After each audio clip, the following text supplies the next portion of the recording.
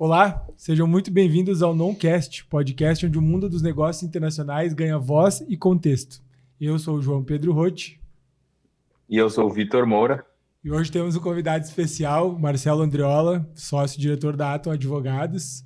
Marcelo, se pudesse apresentar rapidinho para a gente, vamos falar hoje aí sobre reforma tributária, né, e os impactos no mundo do comércio internacional e tudo que a gente conversa com o Vitor sobre China, mas é muito bom primeiro ouvir aí quem que é o cara de alto nível que a gente está recebendo hoje aqui.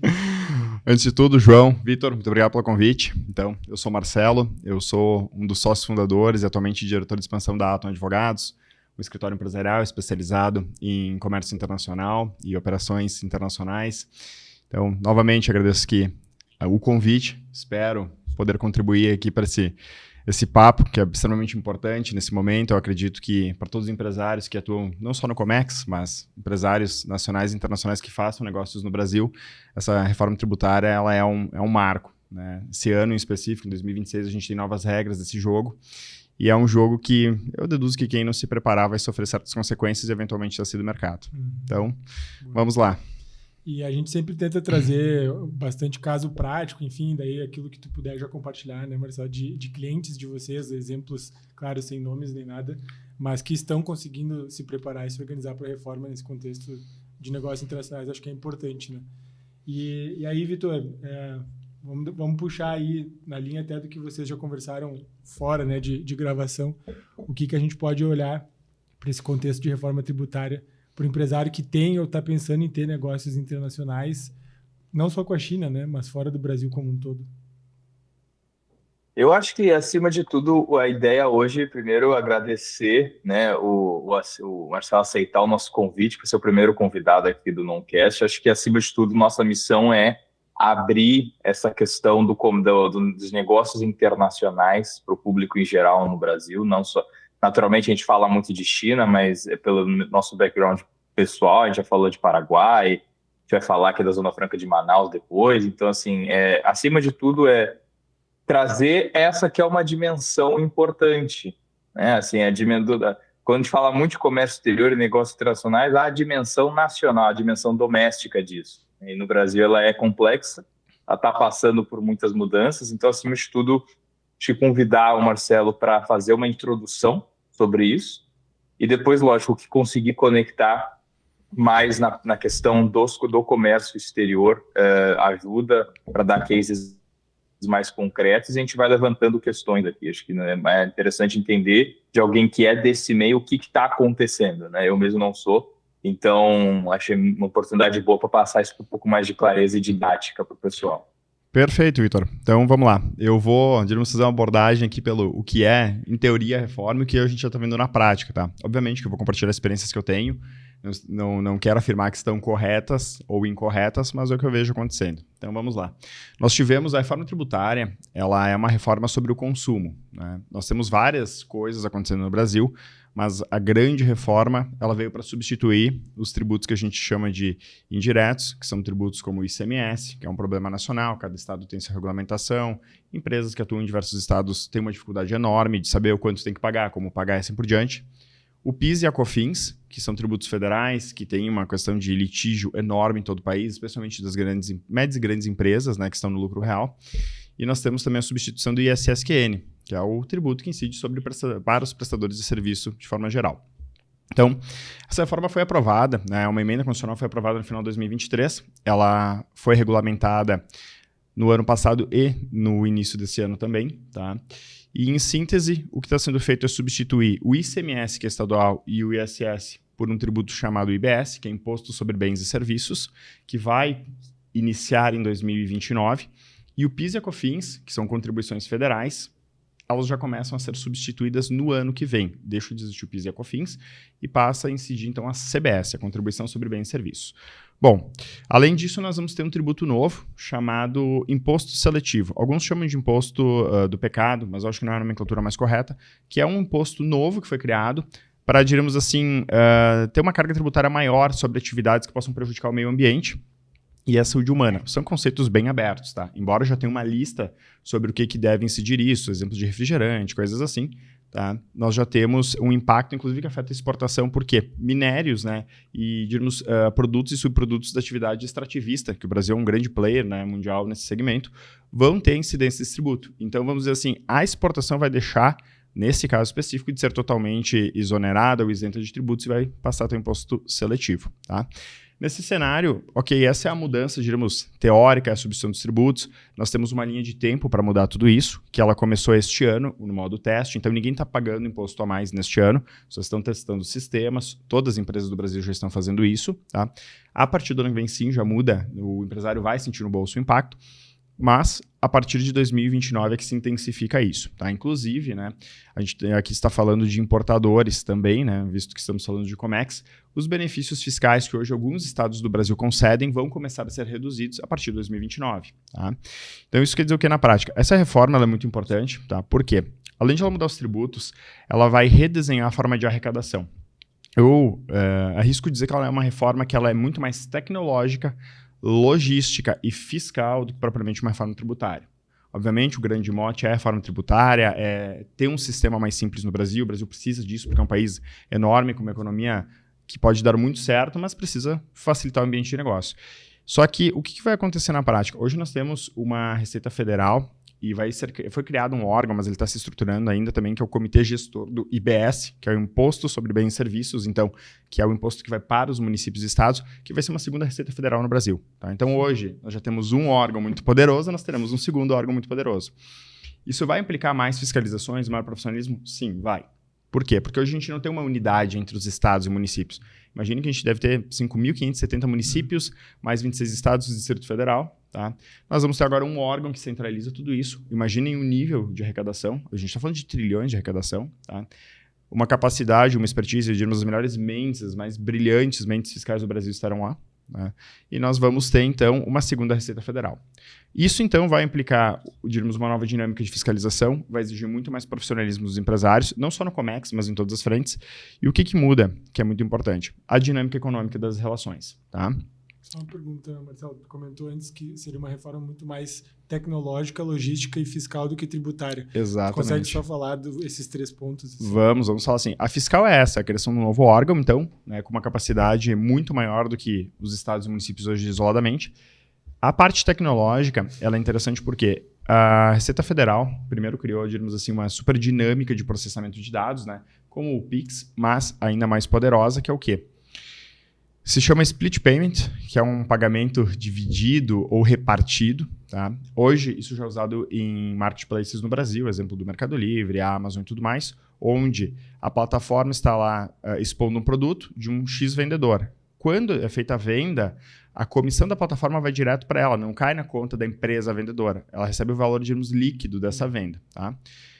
O que vai acontecer aqui, com a implementação desse sistema para fins tributários no Brasil, e até onde eu tenho conhecimento é o único país democrático do mundo que vai ter esse sistema, no passado a Europa rejeitou esse sistema, tá? Nós vamos ter a seguinte dinâmica, uma empresa foi lá e faturou R$100. Essa empresa, vamos supor que ela tem uma carga tributária de IBS mais CBS de 30%. Essa empresa ela vai receber líquido 70%. Então, isso vai causar uma diminuição de fluxo de caixa e a receita a operacional líquida das empresas vai diminuir também, né? Aliás, ela vai se manter a mesma, porém o faturamento, né, os recebimentos em conta serão menores. Isso vai, obrigatoriamente, isso vai forçar as empresas a terem um capital de giro muito maior. Então, essa dinâmica nas relações de consumo vai impactar muito. É um efeito econômico imediato. Tá? Então, esse é um ponto que é fundamental que todos os empresários tenham conhecimento disso. Né? Hoje, eu acredito que a maior parte dos empresários do Brasil não conseguem distinguir o que é faturamento bruto, o que é receita líquida, e as empresas vão ter menos dinheiro em caixa. Porque hoje, basicamente, eu faturo neste mês, pago as guias do imposto no mês seguinte. Isso não vai mais existir. A tributação vai ser na liquidação financeira da operação.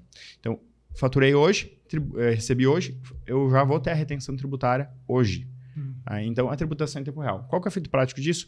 Um governo que vai ter um fluxo de caixa agora em seu favor, uma arrecadação muito maior, e os mecanismos também de proteção para evitar a sonegação e tudo mais foram ampliados. No início deste ano, a gente teve a aprovação do Código de Defesa do Contribuinte. Eu brinco dizendo que é um código de defesa do fisco, porque basicamente se caracterizou o que é um devedor contumaz, ou seja, aquelas empresas que não gostam de pagar imposto, e também foi autorizado o processo criminal em paralelo com a cobrança tributária, algo que até então não era admitido.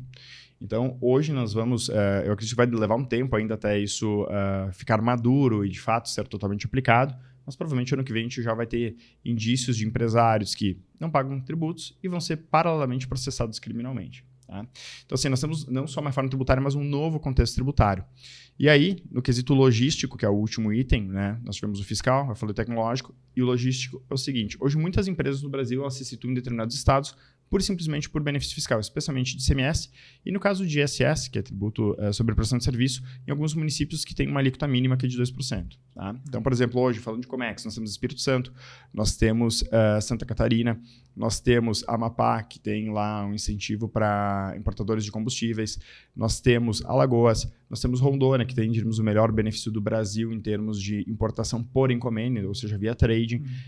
Toda essa engenharia tributária que foi feita por muitas empresas em razão de questões tributárias, isso com a reforma tributária para ser extinto. Tá? Um dos motivos da reforma tributária é acabar com essa guerra fiscal entre os estados. Então, por exemplo, e digo isso teoricamente porque a gente vai ter que ver na prática, mas uma empresa que o principal mercado dela seja São Paulo, talvez não faça mais sentido ela importar para outros lugares do Brasil buscando incentivo fiscal. Só que essa empresa aí vai ter que buscar eficiência logística. Qual que é o melhor porto? Porque, por exemplo, empresas de grande porte, que importam grandes volumes, daqui a pouco elas não podem escolher um porto no lugar onde a gente tem um excelente incentivo fiscal, porque daqui a pouco aquele porto não tem estrutura para receber e acondicionar mercadorias delas. Né? Ou daqui a pouco aquele tipo de navio não atraca lá. Então, as empresas vão ter que olhar muito mais para a logística do que propriamente para incentivo fiscal. Incentivos fiscais vão seguir existindo? Vão. Novos incentivos? Sim, terão. Né? Especialmente ramo alimentício, saúde, mas a regra é não ter, digamos assim, incentivos fiscais, ter as mesmas regras do jogo para todo mundo e ampliar o creditamento, coisa que hoje é uma grande dificuldade para empresas do lucro real poderem se creditar livremente PIS e COFINS. Então, fazendo um panorama geral do que nós temos visto, é isso. E as empresas que vêm se preparando, elas começaram já ali em 2024 a organizar a parte de sistemas internos, né, ERPs, criar cenários de simulação da reforma tributária. E, obviamente, desde o ano passado a gente vem trabalhando muito em planejamento. Em que sentido planejamento? Bom, se eu não vou mais ter daqui 2, 3 anos o incentivo fiscal em tal local, como é que eu faço a minha operação? Já que eu não vou ter o ganho tributário, como é que eu compenso e mantenho esse ganho no lado logístico? Ou daqui a pouco eu faço uma parceria, se eu sou um vendedor dentro de um marketplace, ou se eu atendo redes de distribuição. Tá? Então, nós começamos por aí. Depois, está tendo uma ampla revisão de contratos. Por exemplo, vamos pegar montadoras, né, sistemistas. Então, uma montadora de carros. Ela tem uma cadeia de sistemistas enorme. Nós estamos vendo que as montadoras literalmente, estão fazendo uma imposição aos seus sistemistas que ela vai recolher a tributação de toda a cadeia. Por quê? Porque se alguém da cadeia não recolher esse imposto, a montadora não vai se acreditar. Então, ela não quer correr esse risco porque, pensem, se o IBS e a CBS chegar a 30%, é um valor muito expressivo para ter inadimplência tributária dessa cadeia de sistemistas. Tá? Então, basicamente, a gente vê isso. E aí, entrando realmente na parte de Comex, o que nós estamos vendo? Tá? Comex, por si só, é uma área que vai envolver parte tributária e direito aduaneiro. São áreas que caminham juntas, mas são coisas muito diferentes. Uma cuida, diríamos, da proteção da soberania nacional, né, e vai cuidar de que tipo de mercadoria entra e sai do país, e a outra é justamente a carga tributária que vai incidir na entrada ou na saída dessas mercadorias ou serviços do país. A Receita Federal, ela já tinha um programa chamado OEA, que é Operador Econômico Autorizado. Na verdade, nada mais é do que ser auditado pela Receita Federal, né, uma empresa que atua no Comex, e ganhar um selo dizendo, esta é uma empresa séria, que atende os requisitos da Receita Federal e por ela atender, ela estar em compliance, em conformidade, é uma empresa que ela vai ter menos parametrizações em canais de fiscalização, é uma empresa que vai ter, diríamos, restituições tributárias com maior facilidade e assim por diante. O EA, que era algo, então, facultativo, e ainda permanece sendo, eu diria que de um ponto de vista econômico e de diferencial competitivo vai ser obrigatório. A última informação que eu tinha é que menos de 300 empresas no Brasil tinham OEA. É pouquíssimo. Tá? E não, assim, claro, é um processo complexo para obtenção, mas também não é tão complexo. Então, o primeiro ponto, né, eu diria que para quem atua em Comex, vai ser ter esse selo. Hoje, nós temos... nosso principal tipo de clientes são importadores, embora a gente trabalhe também com exportadores. Praticamente todos estão em busca já do OEA. Que alguns já têm, outros estão em processo de obtenção, justamente para isso. Tá? Porque existem benefícios práticos. Né? Digamos, a empresa vira uma... Marcelo? Pode falar. Uma pergunta, consegue dar um pouquinho de norte para o pessoal sobre como é o processo de obtenção do OEA? Basicamente, vamos pelo viés prático, tá? Normalmente é recomendado buscar uma consultoria que entenda sobre o processo de OEA, para essa consultoria fazer uma auditoria da empresa previamente, porque os processos de importação passarão a ser auditados, todas as demonstrações tributárias serão avaliadas, então a empresa passa por um raio-x da Receita Federal, tá? Então, tanto por um comitê aduaneiro, né, quanto por um comitê fiscal, para, digamos assim, ser bastante resumida a explicação. Tá? Então, depois que se tem, digamos assim, uma aprovação prévia de uma consultoria que consiga fazer essa auditoria prévia, aí é uma questão de abrir um processo dentro da Receita Federal, um processo administrativo, e pedir pela certificação. As etapas, basicamente, vão ser requisição de documentos, auditoria desses documentos, eventualmente até uma investigação da empresa um pouco mais aprofundada e depois a certificação pela OEA ou não. Em síntese é isso, é um processo de auditoria que se passa. Tá? Até ia comentar só que, fazendo um gancho com o nosso parceiro aqui do podcast, a Fiance, né? A Fiance é certificado OEA, inclusive tem um processo de continuidade ali para manutenção do certificado, né? Que é bem interessante de ser feito. E a gente tem acompanhado ali com a Fiance cada vez mais clientes buscando, né, a OEA. Então fica a sugestão para buscar uma empresa que tenha esse know-how. A própria Atom faz isso, né? A Fiance também pode orientar clientes, porque faz total diferença, né, no fluxo do comércio, principalmente de importação, que o Marcelo comentou no início, dos canais, né? De cair mais no canal verde, de passar mais rápido, de desembaraçar mais rápido. Tem evoluções ali se eu não me engano, o termo é desembaraço sobre águas, né? Que tu já consegue ir acelerando o processo aduaneiro antes da carga chegar. Então, quando ela chega, já está liberado, não tem que ficar esperando nem nada. Então, tem uma série de vantagens do OEA que são super importantes, né? E que começa a separar o joio do trigo junto com a evolução da reforma tributária, né? Exato. Na verdade, sim, é um selo que ele dá digamos assim, uma condição VIP, né? Para usar um termo comum. Um Fast Pass. Exatamente, um Fast Pass, aí é uma forma de facilitar todo o processo, né? Que agora não é mais desembaraço aduaneiro, vai virar despacho para consumo, né? O termo técnico. Então, nós vamos ter, digamos, uma facilitação. Então, nada mais é do que uma certificação que facilita isso. Então, para quem opera no Comex, quem depende do Comex, é fundamental ter. Tá? Obviamente, a Receita também criou outros programas, né? Tem o Sintonia, tem mais um programa que foi criado mais recentemente para questões só tributárias, para justamente dar notas. Hoje as empresas elas são ranqueadas dentro da Receita Federal. Tá? Isso eu acredito que com o tempo vai ser um espelho no Comitê Gestor do IBS, tá? Que é esse novo órgão que eu comentei que foi criado. Tá? Então, basicamente, sim, empresas que são bons pagadores de tributo, entregam suas obrigações em dia, são empresas sérias, elas vão passar na frente das demais. Não é mais aquela questão, talvez antiquada, de simplesmente pagar imposto. A gente escuta muito de empresário, mas eu pago todos os tributos em dia e tudo mais. Não vai bastar isso. O que vai acontecer com a reforma tributária é que hoje a Receita Federal já tem muita informação das empresas. Ela vai ter todas as informações. Tá? Eu arrisco dizer que hoje, por exemplo, a gente tem sistemas da Receita que acessam dados bancários que são mais detalhados do que o extrato que o empresário consegue enxergar do próprio banco. Tá? Então, esse é o grau de informação, tirando o nível de cruzamento de dados, mas o fato é, quem quiser operar em Comex, que tem um volume relevante, que é um player já experiente, essas certificações são o mínimo. A minha empresa não tem isso. Ok, você pode operar através de uma trading, e essa trading, o ideal é que ela tenha isso. Tá? Então, é muito importante a seleção de parceiros aqui para ter diferencial competitivo. O diferencial competitivo ele vai começar já na burocracia. Tá? Depois, o que vai acontecer? A questão também de produtos. Tá? Nós temos, como eu mencionei, o imposto seletivo, que ele vai ser um imposto para sobretaxar ou ter uma tributação adicional de produtos que possam trazer alguma lesão ao meio ambiente ou à saúde humana. O que a gente tem visto, mesmo antes da reforma tributária, né? Você casos públicos, né? Que, enfim, são de conhecimento geral. Nós tivemos casos de empresas que tiveram, diríamos assim, a sabedoria de mudar a composição dos seus produtos para conseguir enquadramentos tributários mais vantajosos. Por exemplo, a gente teve a situação do bombom, que foi transformado num waffle, né? Ou seja, o produto mudou? Sim, mudou, mas teve um ganho tributário de bens bem expressivo. Tá? Depois, nós tivemos o quê? Nós tivemos ali o McDonald's, que transformou o sorvete em sobremesa gelada. Né? E isso, inclusive, eles conseguiram depois ganhar o julgamento, validando. Só que assim, não foi simplesmente uma mudança de classificação fiscal do código NCM. Houve uma reengenharia do produto, houve um novo enquadramento, há uma inteligência por trás disso. Então, as empresas também poderão fazer isso. Por quê? Como eu mencionei, vai ter um tributo novo, que não existia até então. Se a empresa está no segmento, ela tem produtos que se enquadram naquele rol, é uma tributação em específica que vai acontecer o quê? Ela não gera crédito, tá? E ela acaba sendo base de cálculo de outros tributos. É como o imposto de importação, ela vai ser um tributo em cascata. Então, embora a alíquota pareça pequena, tipo 2%, 3%, o que vai acontecer é que ela gera um efeito em cascata e daqui a pouco vai representar 10%, 15% do valor desse produto. Então, empresas, diríamos, que tenham um know-how maior e queiram se preparar para isso, elas vão ter que, daqui a pouco, trabalhar com a reengenharia de seus produtos. Tá? Indo um pouco além, né? Então, nós estávamos falando da questão logística também. Bom, hoje muito tem se falado aqui em trabalhar com Uruguai, Paraguai, outros países, né? Mas muito se fala por empresário, pessoa física, saída fiscal, por causa da tributação do imposto de renda, agora das altas rendas.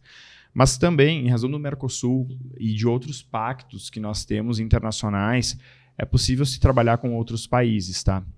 Nós temos aqui o exemplo do Paraguai, que ele trabalha, diríamos, com 2 principais incentivos para importadores. O principal é a Lei Maquila, né, que é para quem importa, industrializa lá e reexporta, seria tipo um regime de drawback aqui no Brasil. Né? E aí o que acontece? É possível montar operações lá no Paraguai? Tá? Até eu estou indo para lá agora na metade do próximo mês, a gente tem reunião com uma autoridade justamente para implementação de alguns projetos. E o que acontece? Eu diria que assim, o Paraguai não é para todo mundo, mas, por exemplo, para empresas que têm processos produtivos mais automatizados, tá? Pode ser uma excelente alternativa. Até porque, se é possível, empresas que já estão num estágio de maturidade para internacionalização, pode ser uma excelente saída, porque a importação lá dos produtos no Paraguai ela vai ser isenta. E depois, quando são reexportados, tem essa condição, né, industrializados e reexportados, lá também não tem tributação. Então, pensem, por exemplo, uma indústria que ela consiga depois virar uma exportadora, já que ela estará no Paraguai, para os seus clientes brasileiros. Ela vai ter um ganho enorme, não é nem comparável aqui com o Brasil, por exemplo. Tem 2 cases de marcas conhecidas que acabaram de anunciar essa mudança para lá, né? Que foi a Lupo e, na sequência, a Karsten. Exatamente. Tá? Então, assim, hoje já tem cerca de 150 empresas de grande porte brasileiras lá no Paraguai. Tá? Claro que assim, não são só facilidades. Né? A gente tem uma questão de mão de obra, de infraestrutura lá que, comparado a algumas áreas do Brasil, vai ficar muito abaixo. Tá? Mas agora foi anunciado o investimento dos Emirados Árabes no Paraguai também, né?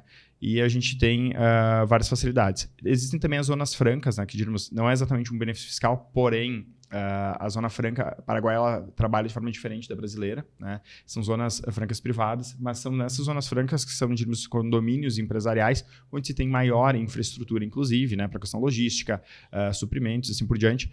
E também ali se pode ter uma vantagem bem interessante. Só que ali é uma análise de cada tipo de empresa, cada tipo de operação. Tá? Então, falando especificamente de Comex, com ou sem reforma, pode ser sempre uma alternativa para indústrias brasileiras ou até de outros locais do mundo que se instalem aqui. Né? Nós já tivemos casos de indústrias chinesas, por exemplo, se instalar na Argentina para se valer do Mercosul e assim por diante. Eu acho que quem tem porte, né, empresas de médio para grande porte ou já grande porte, esse tipo de análise é obrigatória para quem atua em Comex. Tá? Então, acho que esse é um ponto que nós temos que olhar. Tá? Nós temos também alguns clientes, né, em menor quantidade que operam muito Uruguai, né, por questão logística e por causa do certificado de origem do Mercosul. Isso acaba nos beneficiando no imposto de importação e no próprio ICMS, exemplo aqui do Rio Grande do Sul, né, que acaba facilitando. E, basicamente, algumas empresas, nós temos clientes que importam. O Uruguai, ele tem, que eu conheço, pelo menos 3 empresas que são indústrias de transformação, que eles praticamente industrializam qualquer coisa, desde, por exemplo, um copo a um carro. Tá? Então, eles conseguem fazer, digamos, desde produtos simples a produtos complexos e obtendo certificado de origem, que é o quê? Assim, resumidamente, 40% do custo do preço de venda daquele produto tem que ser um custo incorrido lá no país. Tá? Então, por exemplo, se importar uma matéria-prima e transformar num produto lá dentro, obviamente vai ser mais de 40%, ganha certificado de origem e é possível trazer para cá. Então, tudo isso pode ser uma composição. Tá?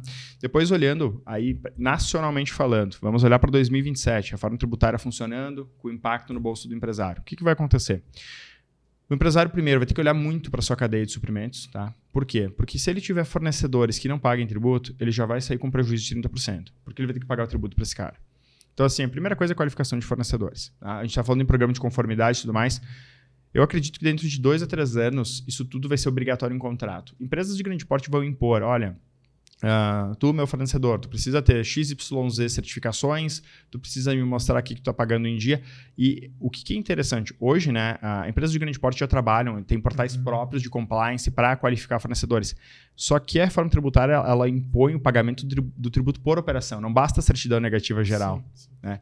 Então, vai ter um grau de complexidade operacional maior, sistemas e tecnologia que vão ser fundamentais, porque humanamente é impossível ficar fiscalizando operação a operação. Né? A empresa, digamos, fiscaliza seus fornecedores. Né? E aí, nós vamos ter esse ponto, que ele é primário, tá? Isso é para qualquer empresário. Depois, tem um segundo ponto, tá? Que ele é eu diria controverso, mas é um ponto que todo empresário vai ter que olhar, que é o seguinte.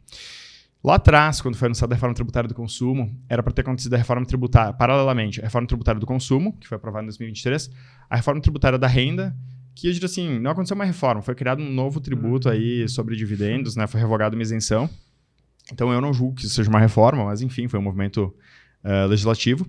E também era para ter tido uma reforma da folha de salários, que hoje é o principal problema do empresário brasileiro que está fora do Simples Nacional, é o custo da folha de salário, né? Não aconteceu essa reforma da folha, tem um projeto de lei agora, mas ele não está andando, tá? E aí o que acontece? Tem muito empresário, né, que está analisando e dizendo, olha, é vantajoso pejotizar, porque o PJ, né, não, esqueçam o MEI. MEI, eu interpreto ele como sendo um problema, né? Mas, por exemplo, pessoa jurídica, Simples Nacional, lucro presumido que presta serviço, por exemplo, né? Hoje, pelo que a gente verifica, é muito comum cargos mais estratégicos em empresas serem pessoas jurídicas, né? Tanto é que agora está tendo um julgamento no Supremo Tribunal Federal para validar ou invalidar isso, né? E o que acontece? A pessoa que emite nota fiscal vai gerar crédito, esse prestador de serviço. Então, esse é um outro ponto estratégico, porque, por exemplo, a gente pega aí, nós temos clientes com faturamento de mais de $500 milhão, que tem diversos prestadores de serviços. Esses prestadores de serviços, enquanto CLT, não vão gerar crédito nenhum. Enquanto prestadores de serviço, eles geram crédito. Então, o empresário vai ter que olhar para os seus fornecedores de matéria-prima, desde a importação, né, a prestadores de serviço e fornecedores de matéria-prima ou produtos locais, né, domésticos, e depois ele vai ter que garantir que essas pessoas estejam pagando os tributos. Então, vejam, é mais uma coisa, mais uma obrigação que não existe hoje, que passaremos até ano que vem. Tá? Então, na prática é isso, logística, reengenharia de produto, muita tecnologia, fiscalização da cadeia de fornecimento. Eu vejo muito que o que foi feito nessa reforma, né? Minha leitura como advogado, né? Eu estudo bastante, e eu diria assim, lá atrás, a grande reforma tributária que o Brasil sofreu foi em 1965 com o Código Tributário Nacional, que passou a viger em 1966. Estou falando de 60 anos atrás. O que aconteceu lá? Quem que escreveu o Código Tributário Nacional foram juristas. Então, com uma visão muito constitucional, muito de defesa do contribuinte. Teórica. Eu diria teórica, mas realmente protecionista, com um viés de proteger livre iniciativa. A minha leitura é que essa reforma tributária ela é fiscal. Ela foi desenhada para fiscais, e fiscais muito competentes. Então, o que aconteceu? O pessoal criou um sistema, obviamente que se inspiraram em outros países, mas tropicalizaram ele para o Brasil, em que ele é muito mais benéfico ao fisco. Óbvio que ele vai beneficiar empresas corretas, que recolhem tributo em dia. Isso, digamos assim, compliance vai ser um grande diferencial. Né? Não vai ser mais um custo, como muitas empresas veem hoje, vai ser um grande diferencial. Mas o fato é, ela foi pensada para facilitar a vida do fisco. Tá? Então, assim, na prática, nós vamos ter muito mais tecnologia de fiscalização, só que também foram criadas, eu não vou dizer assim que por escrito, né, não está escrito na legislação que assim, o cliente, né, a empresa cliente deve fiscalizar o seu fornecedor. Mas na prática é isso, porque, por exemplo, se o João é o fornecedor do Marcelo e o João não paga os tributos dele, o Marcelo não pode tomar crédito. Sim. E se o Marcelo perder 30% de crédito, ele aumenta em 30% o custo do produto dele, o que é inviável em talvez 99% das operações. Tá? Então, assim, foram criadas novas obrigações não escritas, tá? Justamente para fomentar isso. Então, o empresário, independente do porte dele, ele vai ter que olhar para tudo isso. O empresário brasileiro está pronto para isso? Com todo o respeito, eu acho que não. Tá? Eu acho que isso vai gerar muito problema. Pois é. Uma coisa que eu acho que é legal comentar, você tocou agora nessa última intervenção, você falou que o empresário independente de ser grande ou de ser pequeno. Né? Eu acho que talvez por exemplo, a obtenção do certificado que a gente comentou, etc., o pessoal menor pode achar isso está meio fora da nossa realidade, mas pelo que eu estou entendendo, não, isso vai afetar 100% das empresas, independentemente da sua escala nesse momento, ou seja, todo mundo vai ter que se preparar para isso, independente de quantos zeros tem no faturamento. Exato, Vitor. Eu tenho um caso concreto, por exemplo, vamos pegar um importador do Simples Nacional, né? Empresa de pequeno porte, faturamento de até 4 milhões e 800 anos, tá? Esse importador, ele paga imposto de importação, assim como uma empresa que fatura bilhões por ano, tá? E o imposto de importação, ele digamos assim, uma parte fundamental dos tributos dentro do despacho para consumo. Por quê? Porque ele é a base de cálculo de todos os demais tributos. E ele não é creditável, tá? Então, o que acontece? Esse cara, que ele é pequeno, ele tem uma empresa pequena, se ele conseguir importar, por exemplo, um produto do Mercosul que tem certificado de origem, ele pode ter uma significativa redução ou até zerar esse imposto de importação. Por quê? Porque a tributação é do consumo, é do produto, é do NCM, não é do porte da empresa. O que aí se chama... Eu não gosto, eu não acho que é a melhor definição, tributo direto e indireto, mas tributos diretos seriam, por exemplo, imposto de renda, coisas que incidem sobre faturamento. Isso realmente vai depender do porte do regime tributário, que é Simples Nacional, lucro presumido, lucro real. Agora, a tributação do produto, independente do porte, a pessoa vai sofrer de uma forma ou de outra. Tá? Então, ela tem que olhar para isso. Ela tem que entender a origem do produto dela para entender qual é o tratamento que é dado no Brasil. Por exemplo, não é uma questão tributária, mas é uma questão de Comex, o antidumping. Pessoal, se eu importar um produto de X país, ou de X indústria em tal país, ou se eu importar X NCM, eu posso ter um antidumping. O antidumping ele é muito pesado, porque ele é, digamos, em termos práticos, uma punição por eu estar importando algo que o país não quer que eu importe. Tá? Acabou de entrar um de aço agora. Pois é, entraram diversos agora nesse mês. Tá? Eu estou acompanhando 2 casos de clientes aqui bem expressivos, tá? E antidumping é uma questão econômica e política. Então, não é uma questão tributária, embora muita gente confunda. E nós temos uma situação que, independente do porte da empresa, ela vai ter o antidumping. Se ela importar daquele país, daquele fornecedor, com aquelas características, nós temos todas essas particularidades. Então, assim, independente do porte, a reforma tributária vai afetar todo mundo, inclusive, digamos assim, até as pessoas físicas, né? Porque vai mudar o custo do produto comprado lá no supermercado ou comprado online. Tá? Mas tu acha que teria uma expectativa de que os preços vão subir? Significativamente. Mas talvez não por necessidade, mas pelo ajuste mesmo da forma de calcular, da forma do mercado funcionar. Eu acredito que pelos dois, João. Mas a pergunta do leigo, por exemplo, se tu já vai reter na fonte, né? Tipo, já vai receber líquido, que nem tu deu exemplo, do 100 a empresa já vai receber os 70, ela não vai receber o valor para depois pagar o imposto, né? Teoricamente, tu não tá tirando já um pouco da complexidade? Se já vai ser no ato o recolhimento? Obviamente, a complexidade nós estamos tirando. Entretanto, agora no início nós temos uma transição. Seja uma transição para melhor ou para pior, ela exige mais trabalho, ela exige mais pessoas e é uma nova burocracia. Até 2032 a gente vai ter o sistema antigo e o sistema novo em paralelo. Isso é o dobro de trabalho. Sim. Tá? Então, obviamente que hoje com o IA e outras tantas ferramentas se automatiza muita coisa, mas vai existir ainda 2 sistemas em paralelo. Então, assim, a minha visão é a seguinte. Primeiro, sim, vai ter um aumento de custo lá para o consumidor final, que no final do dia quem suporta a carga tributária? Vai. Por quê? Porque a maior parte dos setores da economia, falando pelo meu setor, por exemplo, que é serviço, vai ter um aumento significativo. Então, por exemplo, e como esses tributos eles são calculados por fora, tá? Então, por exemplo, o custo do meu trabalho é 100. Eu vou aplicar 30%, então a nota fiscal que vai chegar para ti é 130.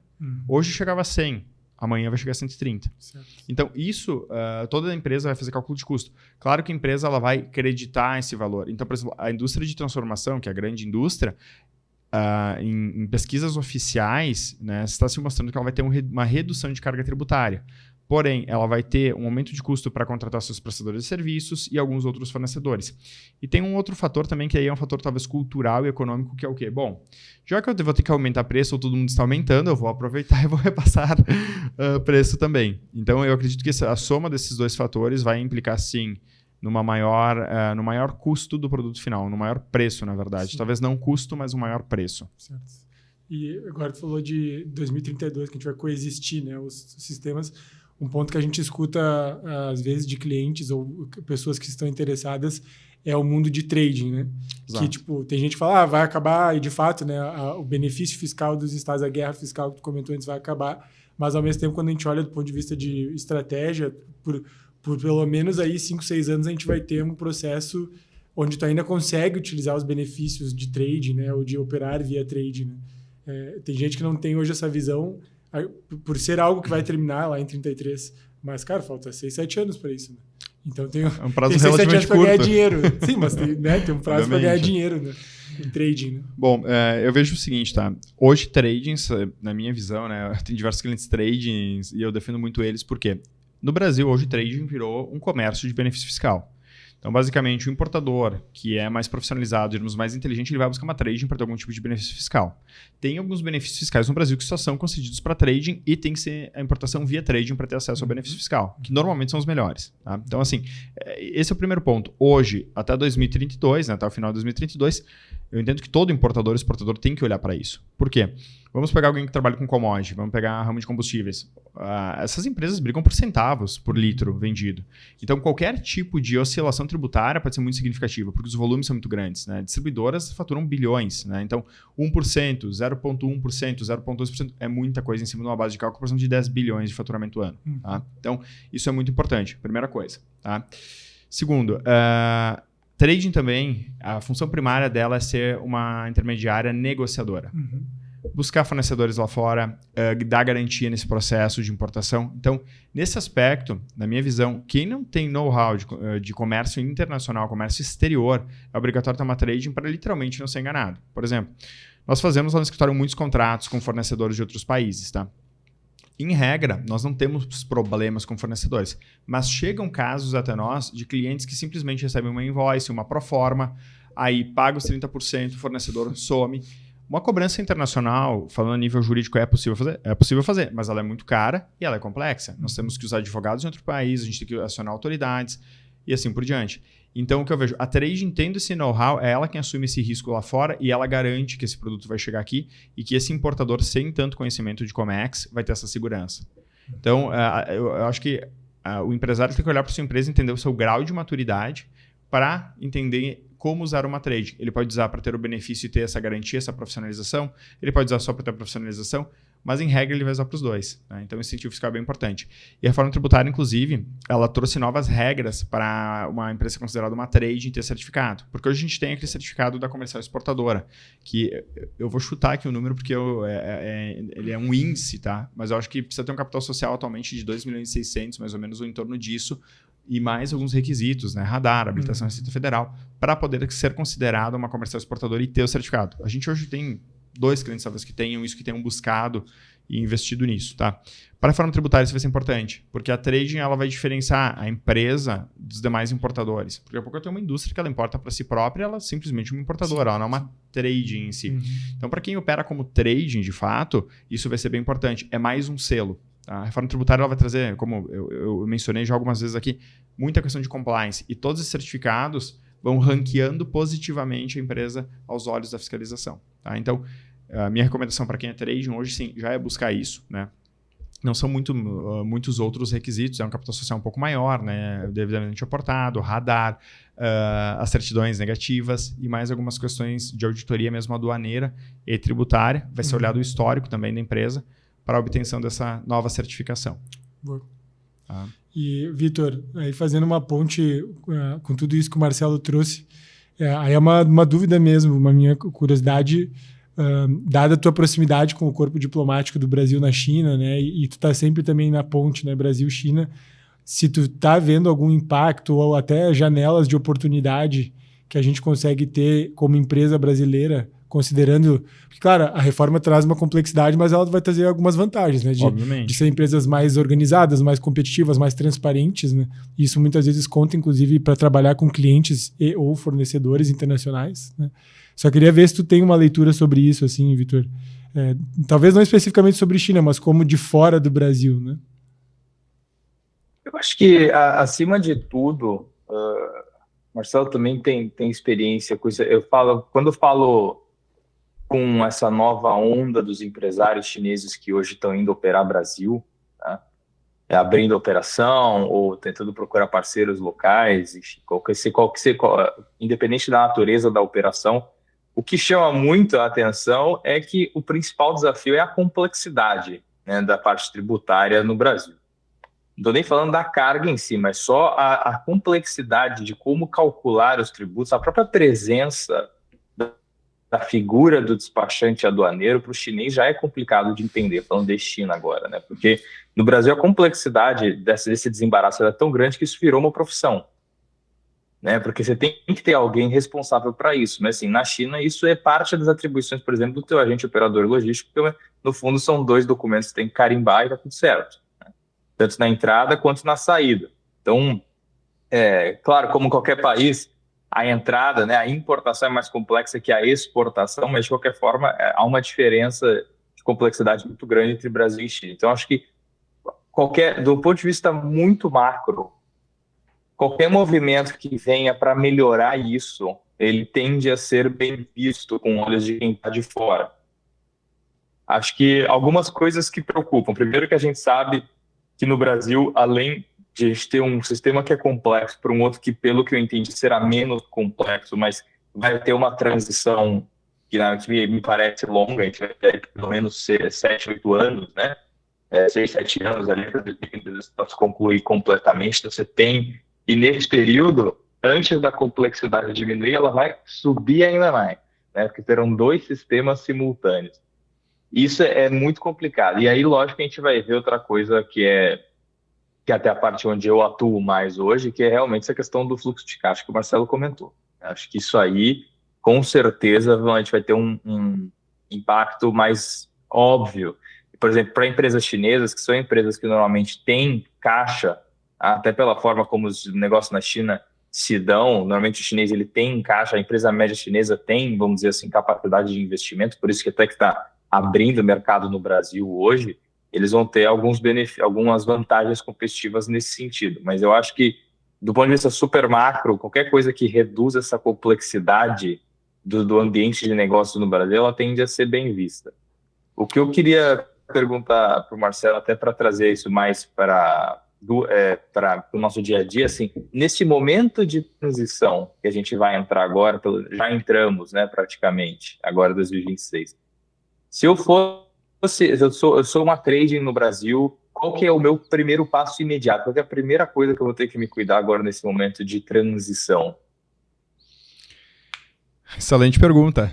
A primeira coisa que eu faria seria o dever de casa de ter tudo em ordem, tá? Fazer um compliance interno muito forte. Eu diria que ter uma inteligência fiscal em casa e com assessorias muito boas é o primeiro passo, tá? Para, primeiro, compliance, segundo, buscar oportunidades, tá?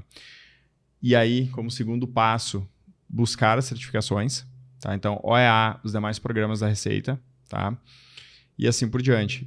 O primeiro passo é esse, tá? É buscar novas formas de operar. Porque o que a minha leitura, né? Isso como advogado, é que hoje muita gente criou o trading, mesmo não sendo do ramo do Comex, simplesmente para buscar o benefício fiscal e posteriormente, digamos, ganhar em cima desse benefício fiscal. Porque, por exemplo, uma trading, ela não pode ter um despachante aduaneiro lá dentro, tá? Então, o que acontece? Toda a parte burocrática que eu havia mencionado é feita por um terceiro e a trading simplesmente cobra um percentual em cima do benefício que ela fornece. Ponto. Para vocês terem noção, em alguns estados, exemplo de Santa Catarina e Espírito Santo, havia, não sei se ainda existe hoje, um comércio de CNPJs com benefício fiscal. E aí, Santa Catarina criou uma legislação que proibia alterar o quadro societário da trading, que tinha o benefício fiscal, se eu não me engano, por 24 meses ou 12 meses, alguma coisa assim. Porque havia um comércio de CNPJs com benefício, tá? Então, isso é Brasil, tá? Aí, eu quero fazer um gancho com a tua fala, Vitor, porque é bem importante, tá? A gente atende hoje diversos empresários e empresas chinesas aqui no Brasil, tá? E o que eu tenho visto é que o empresário chinês, ele já tem sua operação consolidada na China, ele tem um grande mercado aqui, e essas empresas elas estão vindo para cá para o varejo, especialmente o varejo online, tá? Adquirindo empresas já estabelecidas ou iniciando operações. E claro, a gente sabe, também até acompanhando pela mídia, né, que empresas muito grandes, exemplo, os montadores de carros, elas estão comprando plantas aqui no Brasil e se instalando como indústrias, tá? Então, o que eu tenho visto hoje, tá? E aí com olhos China-Brasil, é o quê? Que sim, a reforma é positiva, tá? Ela vai trazer o chinês para cá cada vez mais, e eles têm muitos recursos, né? Pelo que a gente vê na prática, são pessoas que vêm com recursos, elas contratam para as pessoas muito capacitadas no Brasil e montam, de início, operações já bastante estruturadas, tá? E diríamos que isso é bastante distoante do empresário médio brasileiro, que é aquele empresário que ele normalmente o conhecimento de uma área, abriu uma empresa, foi crescendo meio que organicamente e ele demora mais para se profissionalizar. E eu arrisco dizer que, pelo menos pela minha leitura, tá, o grande diferencial hoje no Brasil para uma empresa de médio porte não é nem mais serviço ou produto, é gestão. Porque, sim, o sistema ele é complexo. Só que se a gente ficar brigando com o sistema, é mais fácil você mudar de país e operar em outro país, tá? O Brasil, ao mesmo tempo que talvez a quantidade de burocracia seja uma barreira para o crescimento da economia, para quem sabe como jogar com essa barreira, sabe usar essas regras em seu favor, vira uma grande oportunidade. Por quê? Porque a pessoa que passa dessa barreira, ela encontra um oceano azul.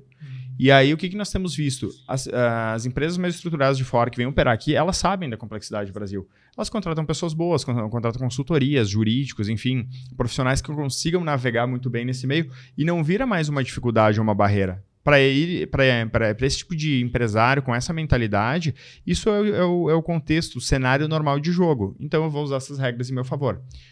Então, eu acredito que sim, internacionalmente nós vamos ter um impacto positivo da reforma. Como eu falei, muita coisa vai ser automatizada. Tá? E eu acredito que lá em 2033 nós vamos ter um novo cenário. Tá? E também, vai ficar mais fácil outras coisas, porque, por exemplo, nós vamos daí nos equiparar talvez a países mais desenvolvidos com sistemas tributários, diríamos, mais funcionais, onde eu não vou ter ali talvez um contador ou uma pessoa do fiscal para ficar cumprindo a obrigação e emitindo documento fiscal. Essa pessoa vai ser uma pessoa, diríamos, de alto nível, muito inteligente, que ela vai ficar procurando estratégias legais para se pagar menos tributos. Tá? Em conjunto aí com o jurídico externo, com uma consultoria externa, para trazer diferenciais competitivos. Tá? Hoje, grandes empresas, sem exceção, todas têm comitê tributário. Tá? Então, como algumas empresas têm lá seu conselho consultivo, seu conselho executivo, as empresas em paralelo criam ou um conselho fiscal ou um comitê. O comitê é um órgão, diríamos, um pouco menor, de menor estrutura, mas ali se trazem alternativas, oportunidades, se analisam concorrentes, que alternativas os concorrentes estão buscando, teses discutidas na justiça, porque o brasileiro ele tem, por natureza, querer discutir isso na justiça. Muito parecido com o americano. Tá? Só que a diferença é que aqui as discussões tomam muito tempo e coisas já decididas podem ser alteradas, que é o principal problema do Brasil, o passado é incerto. Tá? Então, isso é algo que todo empresário vai pôr no custo do seu produto, do seu serviço. Tá? Mas, hoje, o que se busca é isso. Então, se eu pudesse dar a recomendação para o empresário brasileiro hoje, profissionalizar muito gestão, especialmente se for médio porte, entende-se médio porte, faturando mais de 30 milhões ano, tá? E olhar para se assessorar muito bem para navegar nesse novo mar. Porque, basicamente, o que vai acontecer é que, sim, tem uma nova burocracia, mas lá no final, eu acredito que a reforma vai ser, sim, muito positiva, ela vai simplificar muita coisa, e também a mudança de mentalidade, né? No sentido de, olha, ver isso como algo favorável. Se eu aprender a jogar esse jogo, quem não sabe jogar não vai mais competir comigo. Então, vou usar isso em meu favor. Até, Vitor, nessa linha que o Marcelo falou, 2 pontos, né? Um é essa questão de usar a reforma como oportunidade, é na mesma linha que a gente sempre fala aqui sobre essa vinda dos chineses, que ele acabou de comentar também, que a gente tem recebido questionamento, né, de diferentes empresários sobre não ver isso como um problema, tipo, o Brasil está sendo inundado, né, que agora o empresário chinês médio está vindo, as grandes já vieram, agora os médios estão vindo, né? De entender como trabalhar em conjunto e esse know-how, essa gestão que o Marcelo falou, realmente faz sentido, porque a gente tem um know-how de Brasil que eles não têm, né? Então, isso pode ser uma vantagem competitiva de trabalhar junto com os chineses e com outros, de outras nacionalidades que vêm, mas principalmente chineses, que vêm com estrutura, com caixa, com ambição, né? E o segundo ponto que o Marcelo comentou também, que eu acho que é bem importante, e a gente tem visto na prática que isso não existe para a maioria das empresas, é tanto a frente jurídica como a frente contábil preparadas, né, Marcelo? Exatamente. Para reforma. E eu prometo que isso não é jabá, né? Para vender a Atom, é mais porque a gente tem visto isso, assim, muitos contadores e muitos escritórios de advocacia despreparados, né? Dos clientes fazerem perguntas que a resposta é, eu vou ver, não sei, vamos confirmar, né? Então, talvez fica também essa sugestão para quem tem empresa de exigir isso, né? Do seu parceiro jurídico, do seu parceiro contábil ou das suas equipes internas, se esse processo já for internalizado, que tem que dominar o quanto antes o conhecimento, né? Sobre tudo que vai acontecer na reforma, quais os riscos, porque a gente tem visto bastante casos assim, dos profissionais que deveriam ser a referência meio perdidos, né? E isso é uma coisa que vai impactar diretamente inclusive gente que já está perdendo dinheiro, no caso, que não está conseguindo se preparar, né? Exato. Na verdade, o pessoal, pelo sistema atual, já tem problemas, né? Então, agora com o sistema paralelo, o grau de dificuldade aumenta muito. Carga de trabalho aumenta muito. E não é todo mundo que está disposto a se especializar nisso. Tá? Então, eu entendo que é fundamental para quem quer ser competitivo, ganhar dinheiro, lucrar, no mínimo, estudar, implementar o que já é possível implementar e antecipar ou tentar antever o que vai acontecer. O trabalho é esse, tá? E hoje acho que tem muita informação disponível, né? Com rede social, basicamente, a gente descobre em tempo real o que está acontecendo, as votações lá no Congresso e assim por diante. Então, e a reforma tributária, ela não é uma questão só de advogado, contador e setor fiscal das empresas ou controladoria. Ela é uma questão que é o tipo de projeto que tem que ser encabeçado e gerenciado por um diretor ou em empresas menores pelo próprio dono. Eu não estou dizendo para o dono ir lá e ficar lendo legislação. Eu estou dizendo para ele encabeçar, estruturar um projeto, determinar um time, criar um comitê ou uma equipe de trabalho, uma força-tarefa para cuidar do assunto. Tá?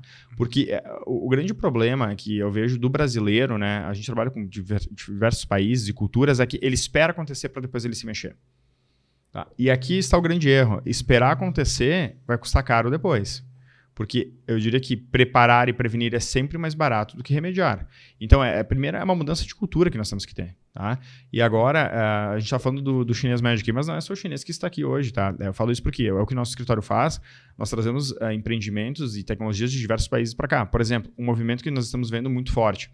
Empresas europeias, especialmente de maquinário, que têm muitas patentes e tecnologia que estão protegidas mundialmente. Elas instalam importadoras aqui no Brasil para, basicamente, poder vender máquinas deles desenvolvidas na Europa, que são produzidas na China, por exemplo, aqui.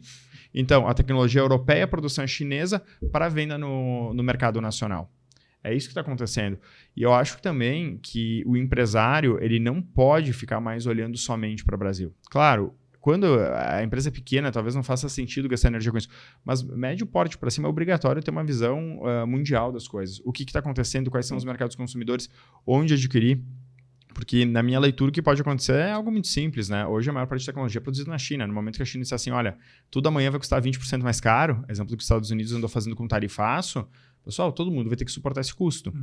E nós temos um outro fator. Eu até estive na semana passada numa empresa que ela é a maior do país no segmento dela, estive falando com a direção.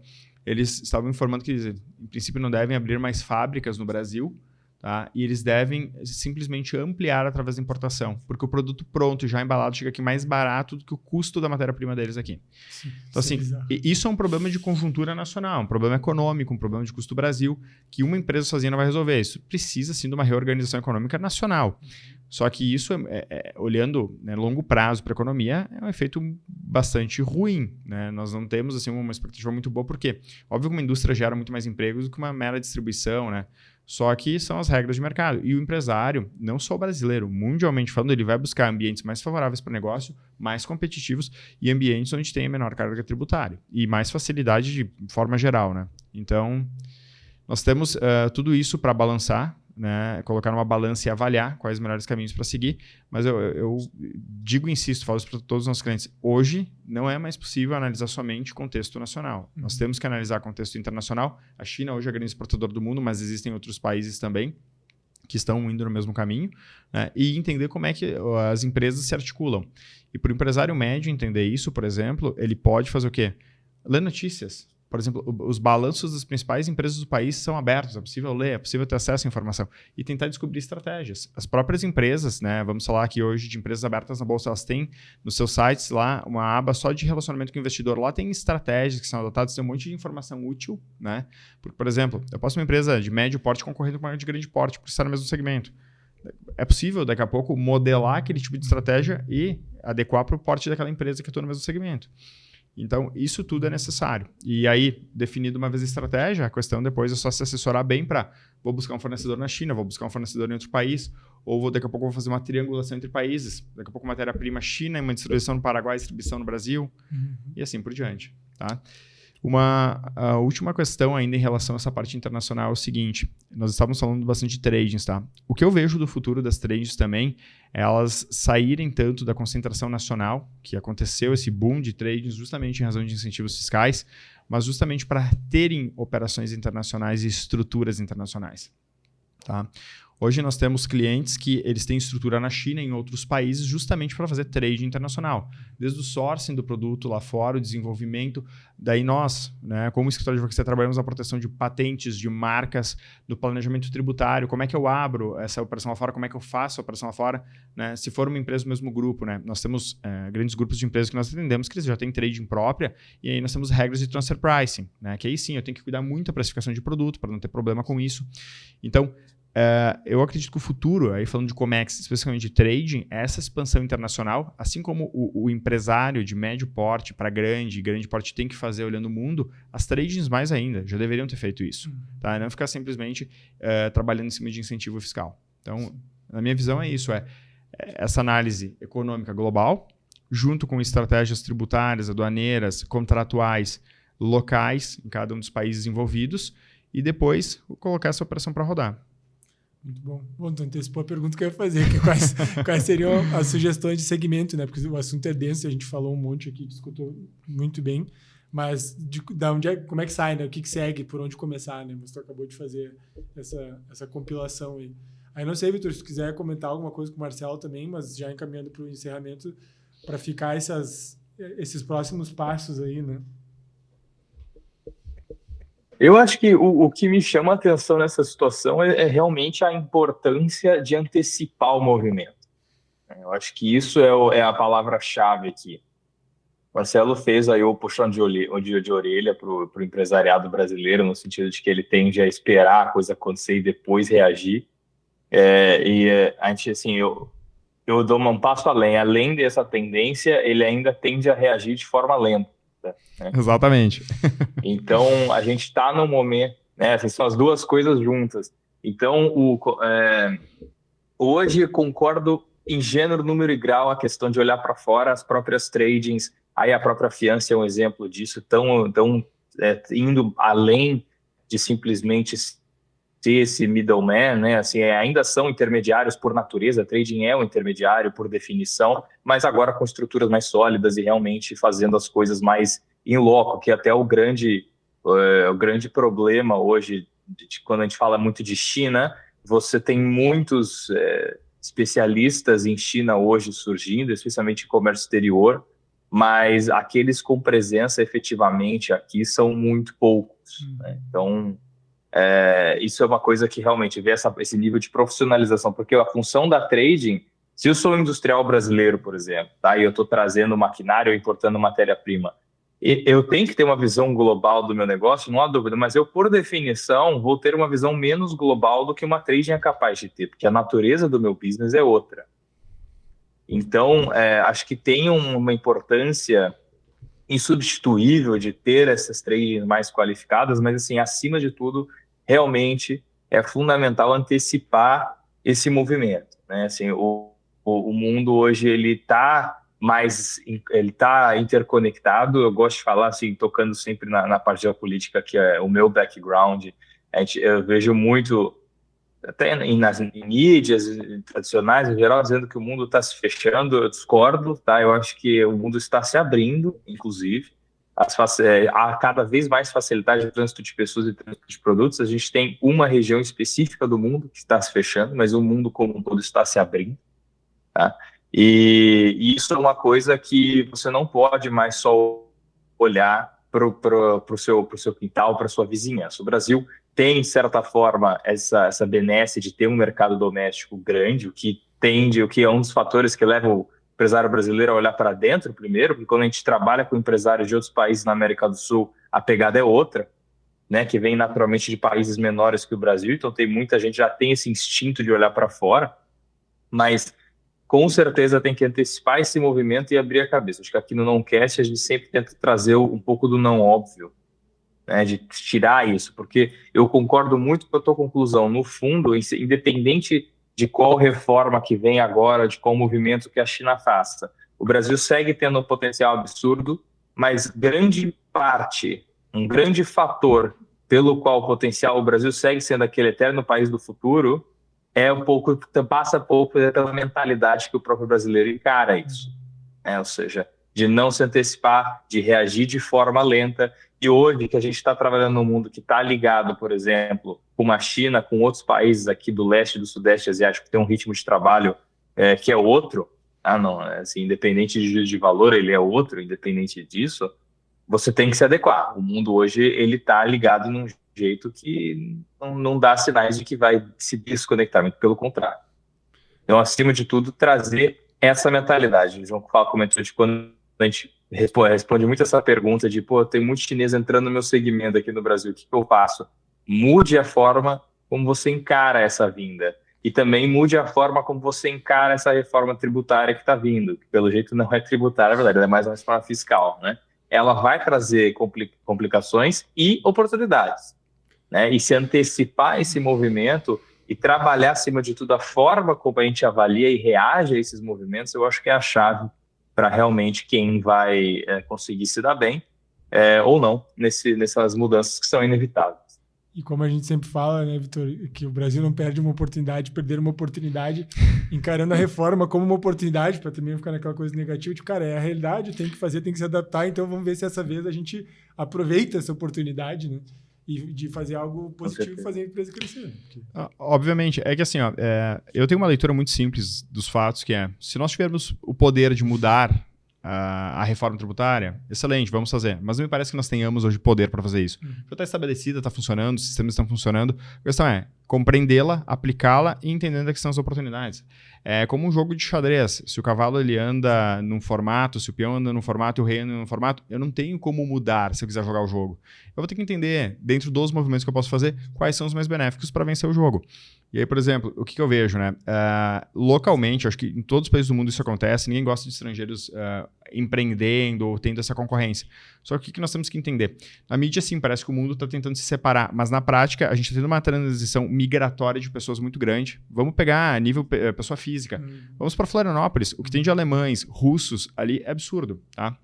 Falando de empreendedores, hoje, se nós olharmos para Santa Catarina, Vale do Itajaí, que é onde nós temos filial e eu acompanho de perto, nós temos árabes empreendendo, chineses, turcos, nós temos muitos europeus. Tá? Então, é uma realidade que já existe, as empresas estão aqui, as pessoas estão aqui. Não tem como a gente combater isso. E, honestamente, eu acho que isso é muito benéfico pela mistura das culturas, formas de empreendimento. Isso vai... Dinheiro entrando no país. É dinheiro entrando no país, isso vai elevar o nível da concorrência, isso vai elevar o nível do empresariado.